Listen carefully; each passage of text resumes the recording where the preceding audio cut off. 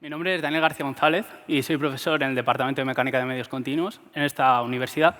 Y hoy quería hablaros un poco de las investigaciones que llevamos a cabo y cómo combinamos disciplinas que a priori distan mucho unas de otras. Hablamos de mecánica, de materiales inteligentes, de electromagnetismo o incluso de biología.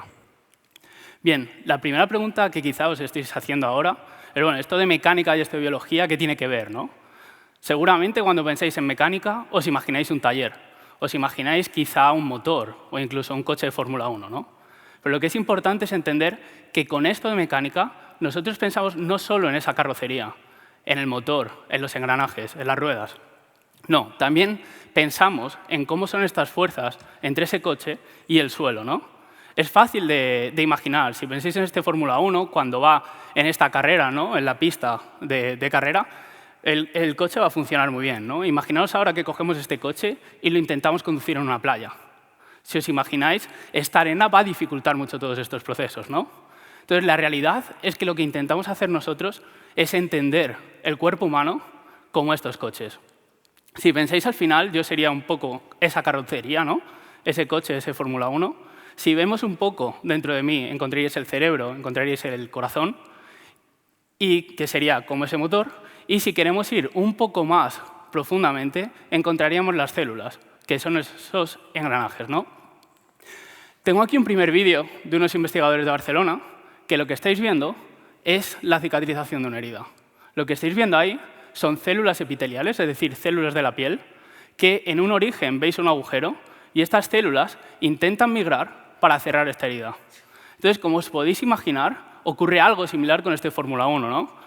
Estas células van a migrar y van a cerrar esa herida mejor si tenemos un sustrato perfecto, pero si, por ejemplo, como nosotros salimos a la calle un día lluvioso y tenemos zonas con barro, zonas con charco, al final hay ciertas regiones por las que no queremos pasar, ¿no?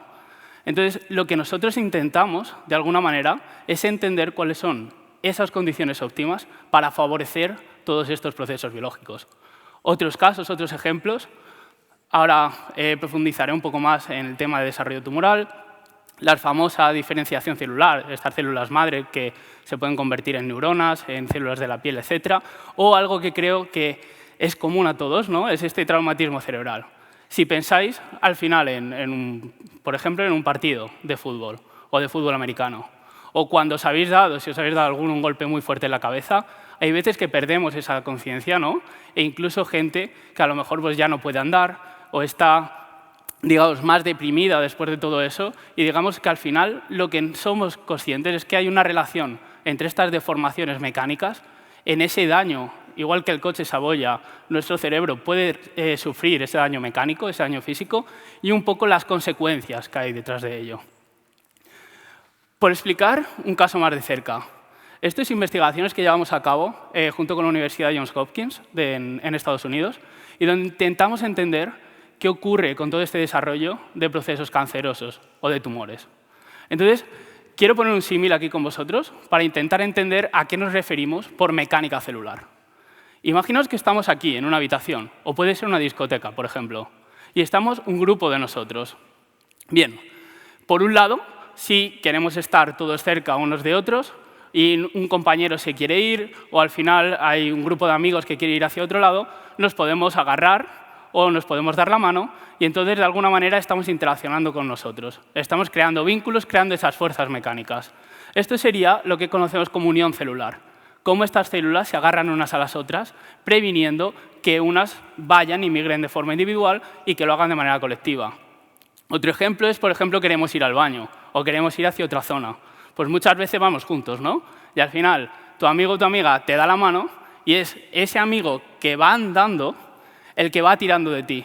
Y de alguna manera, gracias a esta unión celular, estamos haciendo que el resto de personas, en este caso el resto de células, vaya de manera conjunta con nosotros. Otro ejemplo que creo que es importante si conceptualizamos estos tumores con muchas células malignas que empiezan a multiplicarse y lo que quieren es ocupar cuanto más espacio mejor, es el tema de proliferación, que podríamos conceptualizar aquí como, bueno, tengo un entorno que es perfecto, es idílico para mí, es decir, estoy en la discoteca, me lo estoy pasando genial, me gusta la música, me gusta el ambiente y empiezo a llamar a más amigos. Entonces, cada vez somos más y más Y obviamente no es lo mismo estar 3 personas que si estamos cientos de personas, ¿no? Al final, pues sentimos que queremos abarcar más espacio y de alguna manera tenemos que migrar y ocupar más espacio. Y entonces aquí llegamos al efecto de este sustrato, ¿no? De este entorno mecánico. ¿Qué serían? Pues serían estas paredes, ¿no? Estas paredes que nos imposibilitan que vayamos más allá de esta discoteca o de esta sala. Entonces, si pensamos en esto, al final, ¿cómo es este entorno mecánico? Si esta sala tiene puertas, si esta sala tiene ventanas o si está perfectamente cerrada, va a determinar cómo ese tumor va a crecer o hacia dónde va a desarrollarse. Y si pensáis en ello, hay un concepto que es el de metástasis, que no deja de ser un grupo de células que en vez de hacer que el tumor crezca, van a ir por su cuenta y a lo mejor van a generar otro tumor en otra zona. Entonces, eso, si volvemos a nuestro símil, sería simplemente un grupo de personas que sale por la puerta y que empieza a ir a otras salas. Bien, la pregunta que nos hacemos en nuestro proyecto es, ¿podemos generar materiales o este entorno celular de manera inteligente, de manera que podamos interaccionar con estas células y guiar todos estos procesos? Pues la respuesta que estamos intentando resolver es esta, y lo que proponemos es lo siguiente. Creamos materiales muy blanditos. Cuando digo materiales blanditos estamos generando algo con las mismas propiedades mecánicas que nuestra piel, que nuestro cerebro, que nuestro corazón. ¿Vale? De manera, con el símil del coche de Fórmula 1, estamos creando ese entorno idílico para las células. Ahora, hasta ahí bien. La siguiente pregunta es cómo podemos, de alguna manera, interaccionar con estas células sin necesidad de estar metiendo la mano dentro de nuestro cuerpo, ¿no? Que todos nos podemos imaginar que da bastante asco y que muy salubre no va a ser, ¿no? Entonces, ¿cómo lo hacemos? Usamos partículas magnéticas, de manera que metemos estas partículas dentro del material y, como veis en la imagen, actuando de manera remota, podemos generar campos magnéticos que creen estas interacciones como dos imanes que de alguna manera se transfieren a todo el material y que permite pues, cambiar la rigidez del material, cambiar la rugosidad del material, cambiar esa pista de carretera y convertirla en una arena o viceversa, o incluso transmitir formas y cambiar de estado. Entonces, la pregunta en este momento es, vale, ¿somos capaces de crear estos materiales?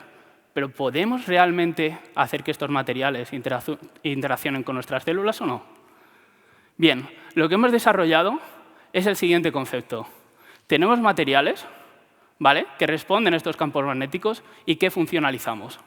¿Qué significa esto de funcionalizar? Hacerlo biocompatible. Es decir, que las células les guste, ¿no? Crear un entorno perfecto para ellas, que quieran ir a ese material, que se sientan a gusto ahí. Entonces, lo que hacemos es desarrollar este sistema donde podemos reproducir todos estos procesos controlando ese entorno mecánico. De manera que tenemos nuestro material, nuestras células encima, y jugando con posiciones de distintos imanes podemos generar estos campos que al final se traducen en esas fuerzas que transmitimos a las células. Además, lo podemos poner en un microscopio y en el vídeo de abajo lo que estabais viendo son esas células, cómo responden a estos estímulos mecánicos. Y simplemente mencionar que todos estos problemas son muy complejos y al final no es solo la parte experimental. Todo lo que aprendéis ahora de matemáticas, física, de alguna manera nos ayuda a guiar todo esto. Nos ayuda a ponerlo dentro de ordenadores, dentro de programas y ayudarnos a entender todos estos problemas físicos y ser capaces de diseñar todos estos experimentos. Bien, la pregunta ahora es ¿qué podemos aprender con todo esto, ¿no? Me gustaría dar dos enfoques. Uno, más ciencia ficción, más a largo plazo, pero que realmente ya lo estamos haciendo con animales. Es, imaginaros que existe, por ejemplo, un tumor, ¿no?, en la cabeza. Entonces, podéis pensar que al final lo que se hace es abrir y de alguna manera operar y entonces creamos esas cicatrices, etc. Pensad ahora que tenemos un material muy blandito que podemos entender como un robot blando. Lo podemos meter quizá por el brazo y a través de campos magnéticos guiarlo por nuestro cuerpo y una vez que llegamos a la región donde queremos actuar, con estos campos magnéticos hacer que genere fuerzas muy fuertes, de alguna manera dañando ese tumor y digamos que facilitando un proceso de curado, ¿no?, un proceso de cicatrización o lo que fuera. El segundo ejemplo de utilidad de todo esto que quería poner es entender realmente todos estos procesos patológicos.